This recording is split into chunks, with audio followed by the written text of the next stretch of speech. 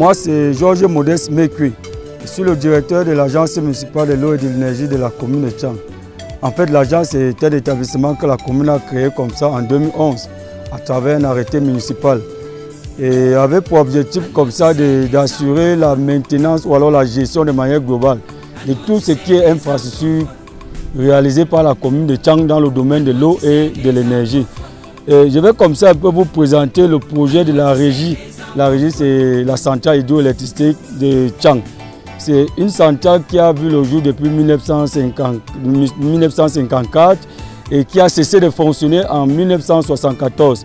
En fait, pour ceux qui ont une petite idée sur l'histoire de Tchang, vous savez que Tchang a été autonome en matière d'accès à l'énergie électrique et avant d'être dépendante. Donc nous sommes ici comme ça, on se trouve au berge de lac municipal, qui est un lac artificiel qui avait été aménagé à cet effet comme une réserve d'eau pour pouvoir réguler le niveau d'eau au niveau du barrage que nous allons voir juste en contrebas de la prison centrale de Tchang. Donc ce lac que vous voyez avait été aménagé comme ça, comme un bassin. Ce bassin permettait de réguler pendant les périodes d'étiage ou alors la saison sèche, pour réguler le niveau d'eau au niveau du barrage en fonction de la demande en énergie électrique dans la ville de Tchang à cette époque. C'est donc pour ça que vous voyez que ce lac avait été aménagé donc à cet effet. Vous voyez tout juste devant moi là, il y a carrément des vannes. Et c'est à travers ces vannes qui permettaient de réguler. Ça veut dire si on a besoin de 200 litres par seconde, c'était en fonction de ces vannes là qu'on régulait pour avoir ces 200 litres par seconde au niveau du barrage que nous allons visiter tout à l'heure.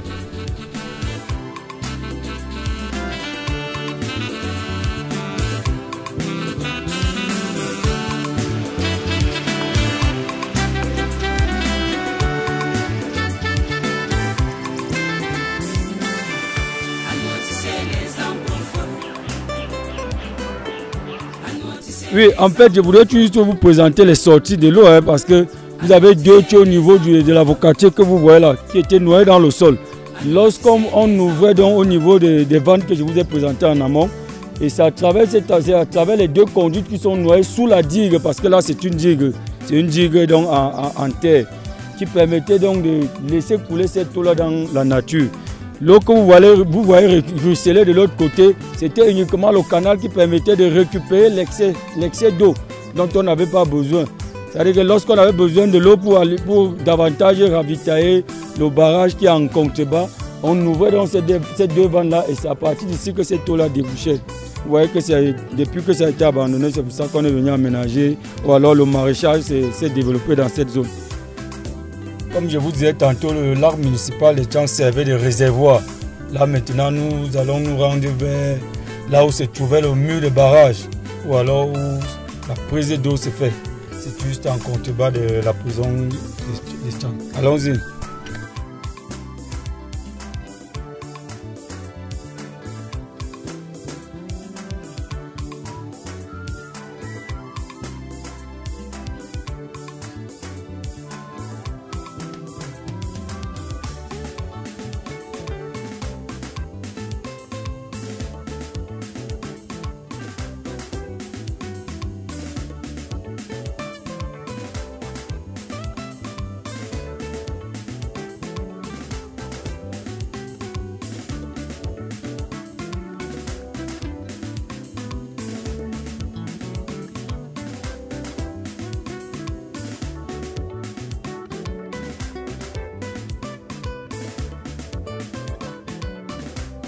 Bien, nous sommes comme ça ici sur le site du barrage, comme les gens disent souvent. Voilà, vous avez carrément tous ces murs là qui étaient le mur qui permettait de contenir le volume d'eau dont on avait besoin pour faire tourner les turbines qui se trouvaient en contrebas de là où nous nous trouvons.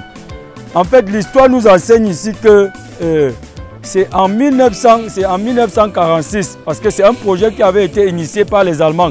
Mais après la défaite donc, de la Deuxième Guerre mondiale, quand les Allemands sont partis, les Français sont donc revenus, ils ont trouvé le projet qui avait commencé à prendre corps. Et c'est les Français qui ont donc continué dans le cadre d'un programme qu'on avait appelé le programme FIDES. C'était un programme qui permettait d'électrifier le Cameroun de manière en général et la ville de Tchang en particulier. Donc si vous allez voir qu'il y a une grippe, il y a une marque quelque part sur ces murs qui est devant nous, sur ces murs, on a carrément écrit, je crois, 1946. Et c'est pour ça que je vous disais donc que c'est à partir de pratiquement 1946 que les Français ont encore engagé le projet qui avait commencé par les Allemands sûrement avant la Deuxième Guerre mondiale. Donc là où nous nous trouvons, vous avez carrément là vous avez ces murs qui permettent de continuer le volume d'eau dont on a besoin. Vous avez là un limimètre. En fait, l'équipement que vous voyez devant vous, c'est un équipement qui permettait de contrôler le niveau ou alors la variation de l'eau dans toute cette zone-ci. Parce que jadis, cette culture que vous voyez n'existait pas. On ne pouvait pas pratiquer de l'agriculture ici parce que toute cette zone-ci était envahie par l'eau qui partait de là où nous étions au niveau des réservoirs pour arriver ici. Et à l'intérieur, là, on va sûrement arriver juste à côté. Et il y a donc des conduites à l'intérieur qui prennent donc de l'eau en fonction du dimensionnement qui avait été fait par les experts de cette époque-là. Et cette eau-là va être drainée jusqu'au niveau de... vous avez une autre vanne de l'autre côté, je ne sais pas si vous la voyez. Et c'est à partir donc de là qu'on a ce qu'on appelle généralement la conduite d'amener. Donc vous avez donc une conduite qui est souterraine ici qu'on va sûrement aller à côté voir. Elle prenait donc cette eau et c'est à partir de cet endroit-là on l'introduisait dans une conduite d'amener qui était constituée en béton. C'est une sorte de buse, quoi. Ils avaient utilisé les buses. Donc c'était un agencement des buses de pratiquement 1,50 m de longueur et qui était suffisamment étanche, qui permettait donc de drainer cette eau jusqu'à la chambre de mise en charge que nous allons voir en contrebas de l'hôpital Asson. Ok, nous sommes comme ça sur le pied du mur de barrage. Vous voyez là qu'on a pratiquement 1, 2, 3, 4, 5 sorties. Ces sorties permettent d'évacuer le trop plein d'eau dont on n'a pas besoin. Mais de ce côté, on a carrément une conduite dans le sol. Vous voyez là, c'est un dégrayeur. Ces dégrayeurs pour rôle d'intercepter tout ce qui est objet solide qui peut se retrouver dans la canalisation telle que je vous ai dit tantôt. Et c'est à partir donc de cet endroit-ci qu'on récupère de l'eau. Il y a le canal d'amener dans le sol qui va aller jusqu'à au bout, comme je suis en train de vous montrer, au bout de ce mur. Vous voyez, le bout du mur là. Donc il y a une conduite là qui forme cette eau là. Après le dégrayeur, donc tout ce qui est objet solide, le dégrayeur qui rejetait, donc c'est uniquement nous qui n'étions pas chargés qui traversaient dans le canal. C'est ce qu'on va voir là où ça débouche.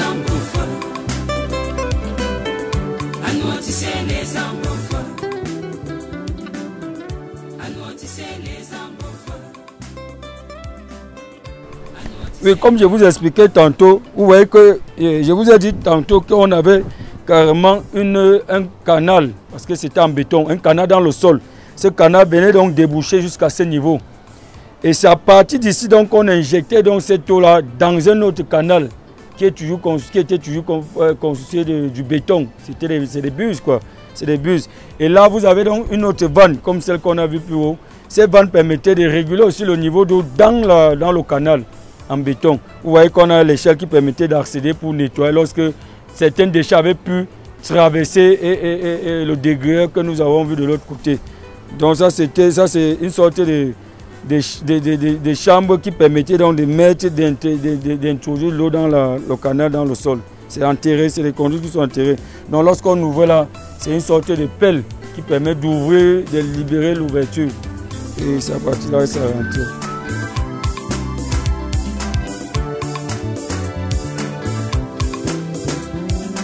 Vous avez donc là, ça c'est carrément l'ouvrage qui a été aménagé pour récupérer donc le trop plein, le surplus d'eau dont on n'avait pas besoin pour renvoyer dans la nature. C'est ça qui avait été donc aménagé comme vous êtes en train de le voir là. Et là ça rentrait, ça retrouvait donc le cours d'eau de l'autre côté.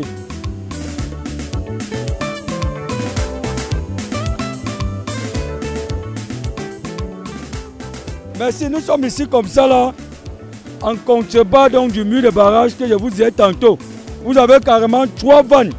Et ces vannes qui sont carrément en arrêt depuis que le projet avait été abandonné.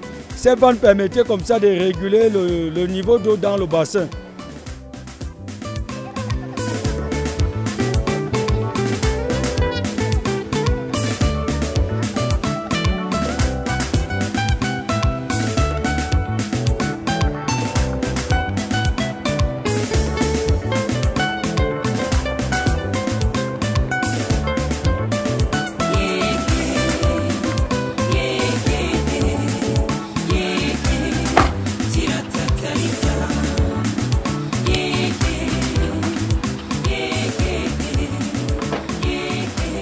venons comme ça de parcourir les installations de prise d'eau. Vous avez vu ce qu'on appelle généralement le mur de barrage, qui est un mur qui permet de contenir un certain volume d'eau. Nous allons comme ça nous diriger vers ce qu'on appelle un autre ouvrage qu'on appelle la chambre de mise en charge. Et c'est à ce niveau-là qu'on met dans la pression sous une autre vitesse pour pouvoir entraîner dans la turbine qui est située en contrebas de cet endroit, qui se trouve dans la centrale ou alors le local technique. Le Seigneur nous a aimés, c'est pour cela que nous devons le glorifier, lui rendre cet hommage et chanter son amour partout dans le monde, dans nos bureaux, dans nos écoles, dans nos marchés, dans nos maisons. Ici comme ça nous sommes, vous avez vu comme le barrage se trouve juste en amont de là où nous on se trouve. Et là vous avez un ouvrage qu'on appelle généralement les chambres de contrôle. Et à l'intérieur on avait des flotteurs qui permettaient de réguler le niveau d'eau en fonction de la demande en énergie au niveau de la centrale qui se trouve en contrebas. Donc vous avez un ouvrage qui permettait non seulement de contrôler, mais de créer ce qu'on appelle une dépression dans la tuyauterie. C'est-à-dire qu'en présence de l'air, c'est à partir d'ici que ça s'échappait. Et à l'intérieur, on avait donc comme ça des flotteurs mécaniques qui permettaient de réguler le niveau d'eau. Parce que en termes de consommation, lorsque la demande augmente, forcément, il faut aussi beaucoup d'eau pour produire. Puis donc c'est cet ouvrage-ci que vous voyez. On va continuer juste ici devant, vous allez voir à quoi ressemblait donc le canal. Le canal qui servait de transporter cette eau qu'on a prise au niveau de la chambre du barrage. Comme j'étais en train d'expliquer, c'était des bus, des bus et partout vous voyez les jonctions, c'était les éléments d'étanchéité qui permettaient de les relier. Une buse à une autre buse. Et là vous voyez les massifs, c'est les massifs qui permettaient de rendre ça étanche. Voilà un peu à quoi ça ressemblait le canal d'Amené. Et on va voir tout juste devant où se trouvait dans une chambre de mise en charge. Voilà donc une autre chambre de réserve que vous voyez quelqu'un a utilisé pour poser sa bonbonne dessus. Chantez l'amour de Dieu, chantez l'amour de Dieu, chantez l'amour de Dieu, chantez l'amour de Dieu dans tout le monde entier. Chantons l'amour de Dieu, chantons avec les anges, chantons la victoire de Dieu dans tout le monde entier. Chantons l'amour de Dieu, chantons avec les anges, chantons la victoire de Dieu dans tout le monde entier.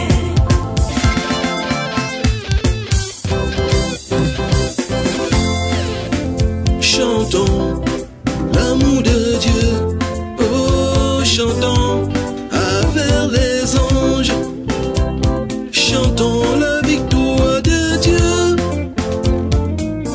la bonté de Dieu, doucement, doucement, doucement. Bien, nous nous trouvons comme ça sur le site de la chambre de mise en charge. En fait, la chambre de mise en charge, c'est la chambre où on met l'eau sur une certaine pression. Et comme je vous ai annoncé plus haut qu'après le barrage, on devait se retrouver au niveau de la chambre de mise en charge. On a fait escale pour voir les différents regards ou alors les chambres de dépression qui avaient tout le long du canal d'Amené qui était fait en béton. Et on a sûrement fait quelques photos.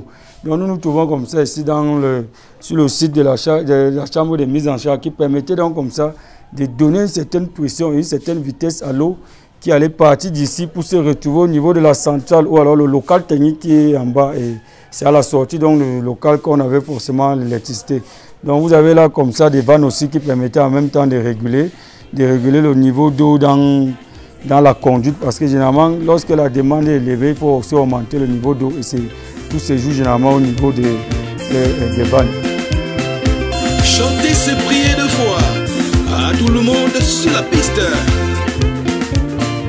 Chantez, sautez, criez, bougez, chantez. Ok, après donc la visite du site de la chambre de mise en charge, nous allons comme ça descendre tout droit dans le local technique ou alors la centrale, là où se trouvaient dans les machines qui permettaient de produire l'électricité qui était distribuée dans la ville à cette époque.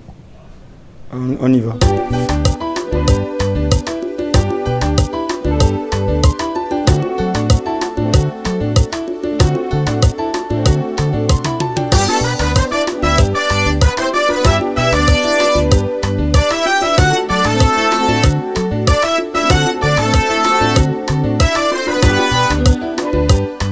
sécurité, notre priorité numéro un.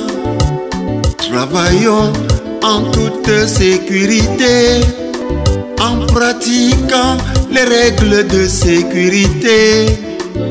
Sécurité, notre priorité numéro un.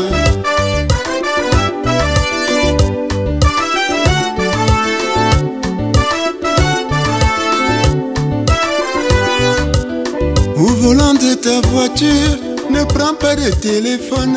Voici comme ça au niveau de la centrale de Tchang, ou alors la régie, là où on produisait l'électricité qui était distribuée dans la ville de Tchang. Et je vous ai annoncé que c'est à ce niveau qu'on allait pour la prochaine étape. Nous allons entrer comme ça pour visiter un peu les anciennes installations qui sont restées et qui ne servent que de vestiges.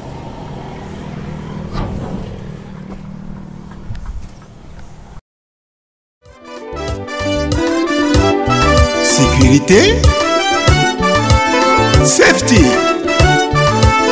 baila, baila. Chers collègues, comment as-tu oublié tes EPI? Bien, comme je l'ai annoncé plus haut, ici nous avons comme ça devant nous une conduite forcée qui est en fonte. Et vous constatez là qu'à l'intérieur, il y a carrément deux tuyaux qui rentrent dans la salle. Ça veut dire qu'à l'époque, ils avaient deux turbines.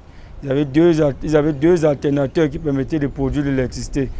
Et lorsque l'eau qui partait de la chambre de mise en charge que nous avons vu plus haut, arrivait à cet endroit, ça entraînait donc comme ça la turbine, puisque le principe c'est que l'eau qui tombe sur les pales de la turbine fait en sorte que les turbines se mettent à tourner. Et lorsque elles tournent, elles sont rattachées à un dispositif qui est un ensemble qui est appelé alternateur. Et cette eau, lorsqu'elle a entraîné dans la turbine, aussitôt qu'elle a entraîné la turbine, elle va directement ressortir. Et c'est à travers donc ceci qu'on appelle le canal de fuite. C'est-à-dire que cette eau a seulement permis de tourner dans la turbine. Et quand elle a tourné la turbine, directement elle va se retrouver à l'extérieur pour rentrer dans la nature. C'est-à-dire qu'elle a seulement, la molécule doit seulement servir de tourner la turbine pendant son passage sur la turbine et elle revient donc directement là pour retrouver dans la nature comme vous voyez. On va sûrement rentrer à l'intérieur pour voir un peu à quoi ressemblaient les turbines, puisque les alternateurs avaient été démontés. Je crois que dans les années en 1977, d'après ce que j'ai suivi, les alternateurs ont été démontés et qui ont pris la direction, je crois, c'est Gaoundal, quelque chose comme ça, je ne maîtrise pas bien. Mais vous constatez donc que la conduite forcée est restée longtemps à l'air libre, sans entretien, sans maintenance, et elle a pris beaucoup de coups. On va rentrer comme ça à l'intérieur pour voir un peu quel était le modèle des turbines qui étaient installées et tous les autres équipements annexes de production de cette électricité. Quel grand malheur pour nous. Ok, comme je disais donc tantôt, vous avez vu qu'à l'extérieur, on avait deux tuyaux. Voilà le premier tuyau qui est entré là. Et cette eau était carrément transmise à l'intérieur de cet élément qui est constitué de pales. Et c'est cette eau-là qui avait sur la pression, elle entraînait donc. Et vous avez là les courriers qu'on appelle généralement les multiplicateurs de vitesse. Et c'est à partir de là que c'était rattaché à un équipement qui est l'alternateur, comme ce que vous voyez devant nous. Voilà un alternateur. Et lorsqu'on lit un peu les caractéristiques de l'alternateur, et comme c'était deux alternateurs, parce que vous avez le premier, vous avez le deuxième, on produisait de l'ordre de pratiquement 250 kW. Comme vous voyez là, c'est-à-dire qu'on a la première conduite que nous avons vue à l'extérieur qui donnait dans cette turbine, et on a la deuxième conduite ici qui donne donc dans cette autre turbine, puisqu'on a vu qu'il y avait deux tuyaux qui entraient. Et là, on avait donc comme ça un armoire. C'est un armoire qui permet d'avoir une idée sur l'intensité qui est produite à la minute, la tension et la fréquence. Donc cet armoire permettait de faire une lecture directe de ce que les équipements produisaient. Et c'est à partir de là donc que l'énergie était donc acheminée à travers les transformateurs pour être distribuée dans la ville. On a des bannières ramassées comme ça, comment est-ce que ça fonctionnait.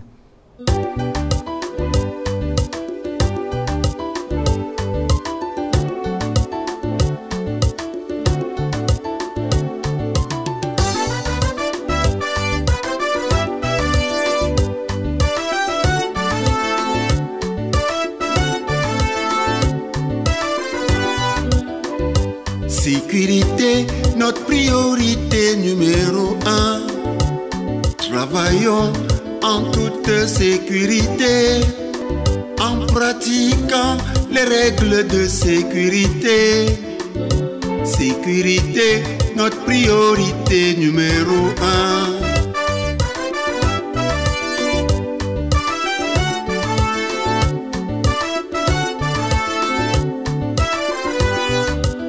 Au volant de ta voiture, ne prends pas de téléphone. Une voiture mal garée et voilà la catastrophe. Fais attention aux piétons et aux animaux en divagation. Fais attention à l'approche des écoles. Joël Nana Conchou, le lion de la sécurité à aidé au Cameroun. Vas-y papa. Sécurité, safety, baila, baila. Chers collègues, comment as-tu oublié tes EPI? Équipement de protection individuelle. Par cette négligence, tu as perdu la vie, privant ta famille et ton employeur de tes services. Ton épouse est devenue veuve, tes enfants orphelins. Ta famille éprouvée, quel malheur pour nous, tes collègues et tes amis. Si je savais, viens toujours en retard. Pense à ta sécurité. Si tu aimes ton travail, pense à ta sécurité. Si tu